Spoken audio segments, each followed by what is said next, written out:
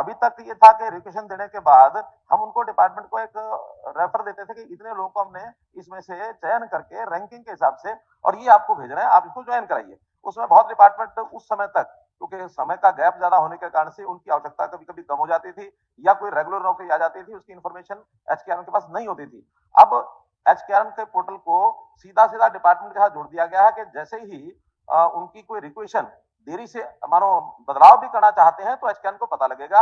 एचकेआरएम latest जो उनका requisition है उसके हिसाब से भर्ती करके उनको देंगे और उसकी जानकारी डिपार्टमेंट को भी हो जाएगी कि आज ये सिलेक्शन हुई है, इस सिलेक्शन में तुरंत उनको ज्वाइन कराना अनिवार्यता उसके लिए कर दी गई है। अब कोई ऐसा आगे से केस नहीं आएगा कि एक बार एचकेआरएम में अगर उनका नाम सिलेक्ट हो गया तो ज्वाइन नहीं कराएंगे। अगर नहीं कराना होगा तो पहले से रिक्वेशन में बदल करके वो एचकेआरएम को सेम टाइम पर भेज देंगे, इसलिए कोई समस्या नहीं आएगी। जो रिजर्वेशन है शेड्यूल कास्ट बैकवर्ड क्लासेस की रिक्रूटमेंट का, रिजर्वेशन का जो प्रोविजन है, मैं इसमें ये बताना चाहता हूं कि इसमें एनुअल तौर पर जितनी भी भर्ती होती है उसकी पिछली भर्तियों में अगर ये परसेंटेज पूरी होती है 20% तो उसका हिसाब लगा करके और आगे की भर्ती की जाती है।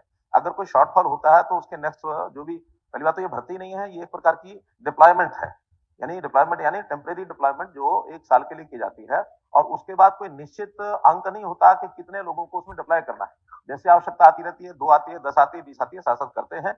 अगर पिछले में 20% अथवा 27% जो बैकवर्ड क्लास की है और शेड्यूल कास्ट की 20% से कम रहती है तो फिर उसको एडजस्ट करते हैं। अगर उसमें पहले से पर्याप्त है तो फिर नॉर्मल भर्ती हो जाती है, अगली भर्ती में उसको फिर पूरा करते हैं।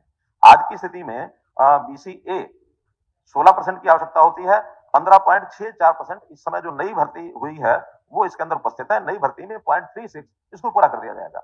ऐसे ही बीसीबी में 11% की आवश्यकता होती है, वहां 11.4 पहले से है।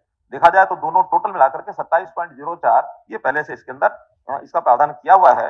इसी प्रकार एससी में 20.63% आज के समय जो भर्तियां हुई है उसके अंदर पहले से प्रावधान किया हुआ है। तो इसलिए इसका कोई अलग से प्रोविजन करने की आवश्यकता इसलिए नहीं है कि अगर हम मान लो इसका कोई नोटिफाइड इस प्रकार का कोई प्रोविजन करते हैं तो फिर हर भर्ती में अलग अलग करने के बाद उसकी भर्तियां संभव ही नहीं हो पाती हैं। एश्योरेंस यही है कि हर समय इसको पैरेलली देख करके उसको 20% और 27% दिया जाए।